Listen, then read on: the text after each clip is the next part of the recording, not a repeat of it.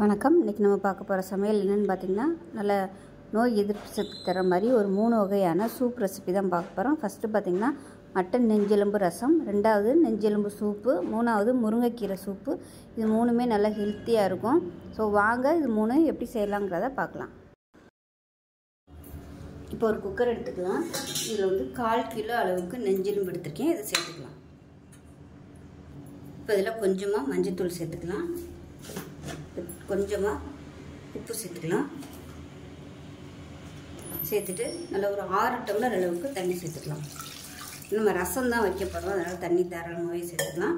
இதுக்கு வந்து இஞ்சி பூண்டு பேஸ்ட் போடணும்னு அவசியம் இல்லை. வெறும் மஞ்சள்தூள் உப்பு மட்டும் போட்டிருக்கேன். இப்போ குக்கரை மூடி வச்சுட்டு நல்லா ஒரு 8 விசில், ஏன்னா நெஞ்செலும்புங்கிறதுனால வேகிறதுக்கு டைம் ஆகும். அதனால் 8லேருந்து 9 விசில் விட்டுட்டு ஸ்டீம் போட்டதுக்கப்புறம் பார்க்கலாம். இப்போ ரசத்துக்கு ஒரு பொடி ரெடி பண்ணிக்கலாம். 1 டேபிள் ஸ்பூன் வர கொத்தமல்லி, அதே மாதிரி 1 டேபிள் ஸ்பூன் சீரகம், 1/2 டேபிள் ஸ்பூன் மிளகு. இப்போ இதை வந்து நம்ம பொடிச்சிட்டு வந்துடலாம். இப்போ இந்த அளவுக்கு பொடிச்சாச்சு. ரொம்ப நைஸாக பிடிக்க வேணாம், 1-2 இருந்தால் போதும். இப்போ இதில் வந்து ஒரு சின்ன பல், அதாவது ஒரு இந்த சைஸுக்கு 1 எடுத்துருக்கேன். பூண்டு வந்து நல்லா பொடி பூண்டாக எடுத்துக்கோங்க, நாட்டு பூண்டு, அதுதான் நல்லாயிருக்கும் ரசத்துக்கு. இப்போ இதில் வந்து ஒரு பச்சை மிளகாயை உடச்சிட்டு சேர்த்துக்கலாம். கொஞ்சமாக கருவேப்பிலையில் ஒரு கொத்து வந்து கொத்தமல்லி, அது தண்டாக யூஸ் பண்ணிங்கன்னா நல்லா வாசனையாக இருக்கும். அவ்வளோதான். இப்போ இது எல்லாத்தையும் நல்லா அரைச்சிட்டு வந்துடலாம். இப்போ இந்த அளவுக்கு 2 தக்காளியை பொடியாக கட் பண்ணிக்கலாம். அதே போல் சின்ன லெமன் சைஸுக்கு புளி எடுத்து சுடுதண்ணியில் ஊற வச்சுக்கலாம். இந்த அளவுக்கு புளி இருந்தால் போதும். சுடுதண்ணியில் ஊற வச்சிங்கன்னா உங்களுக்கு சீக்கிரமாகவே ஊறிடும். இப்போ ஒரு பவுல் எடுத்துக்கலாம். மட்டன் வந்து நல்லா வெந்துருச்சு. இப்போ அந்த தண்ணியை மட்டும் நம்ம தனியாக இருத்துக்கலாம். ரசத்துக்கு வெறும் தண்ணி மட்டும்தான் நம்ம யூஸ் பண்ண போகிறோம். இது வந்து நீங்கள் அப்படியே சாப்பிட்றனாலும் சாப்பிட்டுக்கலாம், இல்லை குழம்பு வைக்கிற மாதிரி இருந்துச்சுன்னா குழம்புல கூட நீங்கள் சேர்த்துக்கலாம். அப்படி இல்லைன்னா வெறும் வெங்காயம் தக்காளி போட்டு தாளித்து மசாலா போட்டு கூட நீங்கள் பரட்டி சாப்பிட்டுக்கலாம். இப்போ இந்த அளவுக்கு இருக்குது தண்ணி. இப்போ புளி கரைச்சி வச்ச தண்ணியும் சேர்த்துக்கலாம். புளி வந்து ரொம்ப ஊற்ற வேணாம், அதனால் கொஞ்சமாகவே நம்ம இதில் வந்து புளி சேர்த்துக்கலாம். இப்போ இதில் இன்னும் கொஞ்சமாக தண்ணி சேர்த்துக்கலாம். ஒரு 2 டம்ளர் அளவுக்கு சேர்த்துருக்கேன். ஒரு 4 பேர் சாப்பிட்லாம் இந்த ரசம்.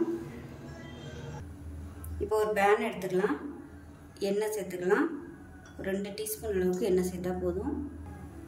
எண்ணெய் சூடாகவும் 1 டீஸ்பூன் போல் கடுகு, சும்மா 2 சீரகம், அதே மாதிரி 2 வெந்தயம், 2 வரமிளகாயை சேர்த்துக்கலாம். கடுகு பொரிய ஆரம்பிக்கையில் கருவேப்பிலை சேர்த்துக்கலாம். இப்போ நமக்கு ரசத்துக்கு பொடி பண்ணி வச்சுருந்தோம் இல்லையா, அதை வந்து சேர்த்துக்கலாம். இப்போ இதில் 2 தக்காளி நல்லா பொடியாக கட் பண்ணி வச்சுருக்கேன், அதையும் சேர்த்துக்கலாம். தக்காளி வதங்குறதுக்கு உப்பு சேர்த்துக்கலாம். மட்டன் வேக வைக்கும்போது உப்பு சேர்த்துருக்கு, அதனால் கவனமாக கொஞ்சமாக மட்டும் உப்பு சேர்த்துக்கலாம். இப்போ இதெல்லாம் மஞ்சள்தூள் சேர்த்துக்கலாம். தக்காளி நல்லா வதங்கிடுச்சு. நம்ம எடுத்து வச்சுருக்க இந்த எலும்பு ரசத்தை சேர்த்துக்கலாம், அதாவது தண்ணி.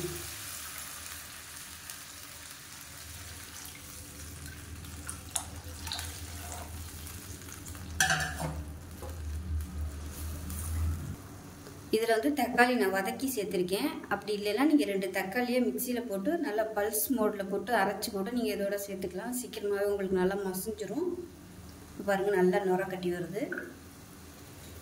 ரொம்ப கொதிக்க விடக்கூடாது. இப்போ பாருங்கள், நல்லா அப்படியே கொதிக்க ஆரம்பிச்சிருச்சு ஓரம்லாம். இப்போ வந்து அமர்த்திடலாம். அமர்த்திட்டு லாஸ்ட்டாக கொத்தமல்லியில் சேர்த்துட்டு அமர்த்திடலாம்.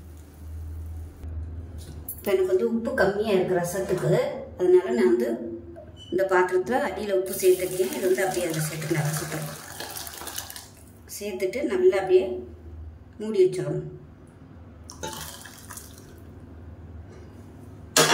அவ்வளோதான். நமக்கு இப்போ அருமையான மட்டன் நெஞ்செலும்பு ரசம் ரெடி ஆயிடுச்சு. இது வந்து சாதத்தில் போட்டு பரட்டி சாப்பிட்றதுக்கும் சூப்பராக இருக்கும். நீங்கள் அப்படியே குடிக்கிறதுனாலும் குடிக்கலாம். இப்போ ஒரு மிக்சி ஜார் எடுத்துக்கலாம். சூப்பு செய்கிறதுக்கு ஒரு பேஸ்ட் ரெடி பண்ணிக்கலாம். 10 சின்ன வெங்காயம் எடுத்திருக்கேன், இதை சேர்த்துக்கலாம். இது கூடவே 3 பல் பூண்டு, இஞ்சி வந்து ஒரு துண்டு. பூண்டு வந்து அதிகமாகவும் இஞ்சி வந்து கம்மியாகவும் எடுத்துக்கோங்க. 1/4 டீஸ்பூன் கசகசா, 1 டீஸ்பூன் சீரகம், அதே மாதிரி 1/4 டீஸ்பூன் போல் மஞ்சத்தூள். பாதி வந்து நான் இதில் சேர்த்துக்கிறேன், மீதி வந்து நம்ம தாளிக்கையில் சேர்த்துக்கலாம். இப்போ இது வந்து நல்லா நைஸாக அரைச்சிக்கலாம். இப்போ நமக்கு சூப்பு செய்கிறதுக்கு பேஸ்ட் ரெடி ஆயிடுச்சு. இந்த மாதிரி நல்லா நைஸாக அரைச்சிக்கணும். இப்போ இதில் தேவையான அளவுக்கு நல்லெண்ணெய் சேர்த்துக்கலாம். இப்போ எண்ணெய் நல்லா சூடாகட்டும். இப்போ எண்ணெய் நல்லா சூடாயிருச்சு. சின்ன துண்டாக பட்டை சேர்த்துக்கலாம். அது கூடவே 1/4 டீஸ்பூன் போல் சீரகம் சேர்த்துக்கலாம். அது கூடவே கருவேப்பிலையில் கொஞ்சமாக புதினா இல்லை ஃப்ளேவருக்காக.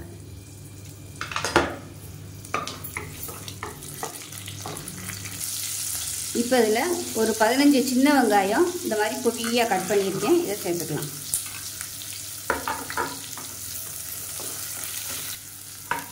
வெங்காயம் லேசாக வதங்கினதும் தக்காளி வந்து நல்லா ஒரு குட்டி தக்காளியாக ஒன்று சேர்த்துக்கலாம். ரொம்ப சேர்க்க வேணாம், லைட்டாக அந்த புளிப்பு டேஸ்ட்டுக்காக தான். அதனால் நல்லா ஒரு குட்டி தக்காளியாக ஒன்று மட்டும் சேர்த்துக்கோங்க.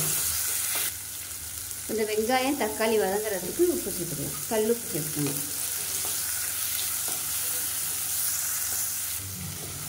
இப்போ வெங்காயம் தக்காளி நல்லா வதங்கிடுச்சு. இப்போ நம்ம அரைச்சி வச்சுருக்க அந்த பேஸ்ட் வந்து அப்படியே சேர்த்துக்கலாம்.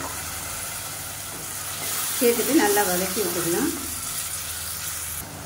இப்போ நல்லா வதங்கிட்டு இருக்கு. இதில் வந்து 1/4 கிலோ அளவுக்கு நெஞ்செலும்பு எடுத்துருக்கேன், அதை சேர்த்துக்கலாம். சேர்த்துட்டு இந்த மசாலாவோட நல்லா வதக்கி விட்டுக்கலாம். இப்போ நம்ம எடுத்து வச்சிருந்த மஞ்சத்தூள் வந்து கொஞ்சம் மிச்சம் இருக்குது, அது இதோடு சேர்த்துக்கலாம். இது வந்து ஒரு 1/4 டீஸ்பூன் அளவு இருக்கும். உப்பு வந்து நம்ம முதலே போட்டிருக்கோம். அதனால் அந்த மசாலாவோட நல்லா வதக்கி விட்டுட்டு தண்ணி சேர்த்துக்கலாம். இப்போ தண்ணி வந்து நான் சூடு பண்ணிவிட்டு சேர்த்துருக்கேன். இது வந்து ஒரு 1/4 லிட்டர் அளவுக்கு தண்ணி இருக்கும். ஒரு 4 பேர் சாப்பிட்ற அளவுக்கு வரும் அந்த சூப்பு. விசில் விடையில் தண்ணி வற்றும். அப்படி தண்ணி ரொம்ப வற்றிடுச்சுன்னா இறக்கி நம்ம கடைசியாக இப்போ சூப் எப்படி இருக்குன்னு பார்க்கலாம்.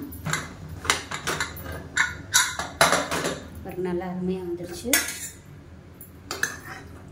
திக்னஸ் பார்த்துக்கோங்க. பார்த்துக்கிட்டு எவ்வளோ தண்ணி வேணுமோ நீங்கள் சுடு தண்ணியால் கொதிக்கிற தண்ணியை ஊற்றி நீங்கள் கலந்து கொதிக்க விட்டுக்கலாம். அவ்வளோதான், நமக்கு அருமையான செட்டிநாடு ஸ்டைலில் மட்டன் சூப் ரெடி ஆயிடுச்சு. காரம் வேணும்னு நினச்சிங்கன்னா நீங்கள் குடிக்கையில மிளகுத்தூள் சேர்த்துக்கலாம். ஒரு குக்கர் எடுத்துக்கலாம். குக்கர் இல்லைன்னா ஒரு அகலமான பேன் எடுத்துக்கோங்க. இதில் வந்து ஒரு 1/4 டீஸ்பூன் போல் எண்ணெய் விட்டுக்கலாம். எண்ணெய் லேசாக சூடானதும் 1 டீஸ்பூன் போல் ஜீரகம் சேர்த்துக்கலாம். எண்ணெய் வந்து கம்மியாக சேர்த்தா போதும், ஏன்னா நம்ம சூப்பாக வைக்கிறதுனால எண்ணெய் அதிகம் தேவையில்லை. இது வந்து நல்லா பொரியட்டும். சீரகம் நல்லா பொரிஞ்சிருச்சு. இதில் பார்த்தீங்கன்னா ஒரு 2 பூண்டு பல் வந்து பெரிய பல்லாக 2 எடுத்திருக்கேன், நல்லா பொடியாக கட் பண்ணிவிட்டு அதை சேர்த்துக்கலாம். இதோட ஒரு கைப்பிடி அளவுக்கு சின்ன வெங்காயம் நல்லா பொடியாக கட் பண்ணதை சேர்த்துக்கலாம். அடுப்பு வந்து குறைச்சி வச்சுக்கோங்க, ஏன்னா எண்ணெய் வந்து கம்மியாக ஊற்றிருக்கிறதுனால கொஞ்சம் அடியில் பிடிக்கிற மாதிரி இருக்கும். நீங்கள் வந்து எண்ணெய் ஊற்றாமல் அப்படியே வந்து எல்லாத்தையுமே வேக விட்டும் பண்ணலாம். எண்ணெயில் வதக்குனீங்கன்னா டேஸ்ட் வந்து கொஞ்சம் நல்லாயிருக்கும்.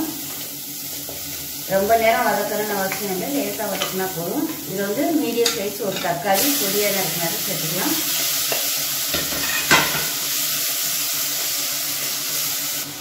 இப்போ இதில் 2 பச்சை மிளகா பொடியாக கட் பண்ணதை சேர்த்துக்கலாம். இந்த சீரகம் எண்ணெயில் பொரியவும் நல்ல வாசனையாக இருக்குது. இப்போ தக்காளி எல்லாமே லேசாக வதங்கிடுச்சு. ரொம்ப குழையிற அளவுக்கு வதங்கணும்னு அவசியம் இல்லை, நம்ம தண்ணி ஊற்றி வேக விட போகிறோம், அதனால் ஒன்றும் பிரச்சனை இல்லை. இதில் பார்த்தீங்கன்னா ஒரு 4 டம்ளர் அளவுக்கு தண்ணி சேர்க்குறேன். இது வந்து கொதிக்க ஆரம்பிக்கட்டும். இப்போ இதில் இன்னும் கொஞ்சம் 2 டம்ளர் எக்ஸ்ட்ரா தண்ணி ஊற்றுறேன். இதில் பார்த்தீங்கன்னா முருங்கைக்கீரையோட குச்சி வந்து சேர்த்துக்கலாம். ஒரு கைப்பிடி அளவுக்கு சேர்த்துருக்கேன். இதையும் நல்லா மிக்ஸ் பண்ணி விட்டுலாம். மிக்ஸ் பண்ணிவிட்டு இதில் பார்த்தீங்கன்னா ஒரு 2 டேபிள் ஸ்பூன் பாசிப்பருப்பு வந்து நல்லா தண்ணியில் கழுவிட்டு 2-3 தடவை கழுவிட்டு வச்சுருக்கேன். இப்போ அதை வந்து சேர்த்துக்கலாம். தண்ணியை இருத்துட்டு சேர்த்துக்கலாம்.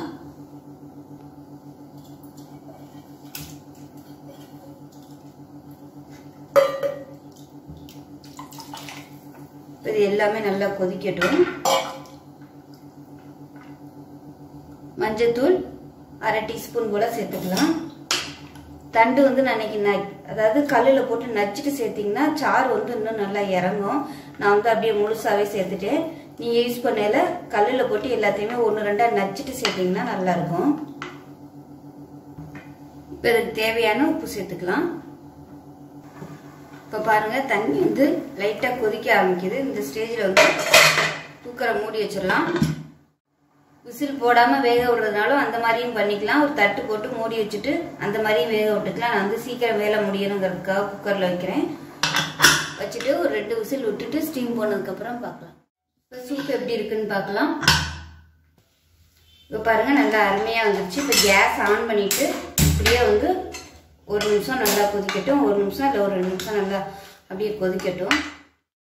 இப்போ பாருங்கள் நல்லா கொதிச்சிருச்சு. உப்பெல்லாம் செக் பண்ணி பார்த்துட்டு உப்பு பத்தலைன்னா சேர்த்துக்கலாம். இப்போ இதில் மிளகுத்தூள் வந்து சேர்த்துக்கலாம்.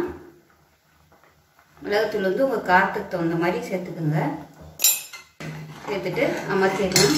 இறக்க பையில் கொத்தமல்லியில் சேர்த்துக்கலாம். நான் வந்து இன்னைக்கு இந்த குச்சி எல்லாத்தையுமே வந்து வடிகட்டலை, அதாவது மிக்சியில் போட்டு அரைச்சிட்டு வடிகட்டி அந்த மாதிரியும் பண்ணலாம். நான் வந்து இன்னைக்கு அது மாதிரி பண்ணலை, அப்படியே தான் விட்டுருக்கேன். உங்களுக்கு விருப்பம் இருந்துச்சுன்னா நீங்கள் இது எல்லாத்தையுமே நல்லா ஆற விட்டுட்டு இந்த குச்சி எல்லாத்தையுமே மிக்சியில் போட்டு வடிகட்டிட்டு அந்த தண்ணியை ஊற்றி 1-2 நிமிஷம் மறுபடியும் கொதிக்க விடணும். அந்த மாதிரி பண்ணிங்கனாலும் நல்லாயிருக்கும். நான் எனக்கு இப்படி பண்ணலை, சும்மா அப்படியே வடிகட்டி தான் குடிக்க போகிறேன். ஸோ இதே மாதிரியே செஞ்சு பாருங்கள். செஞ்சு பார்த்துட்டு எப்படி வந்துச்சுங்கிறத சொல்லுங்கள். வீடியோ பிடிச்சிச்சுன்னா லைக் பண்ணுங்கள், கமெண்ட் பண்ணுங்கள், சேனலை சப்ஸ்கிரைப் பண்ணுங்கள், பக்கத்தில் உள்ள பெல் பட்டனையும் ப்ரெஸ் பண்ணுங்கள். நன்றி.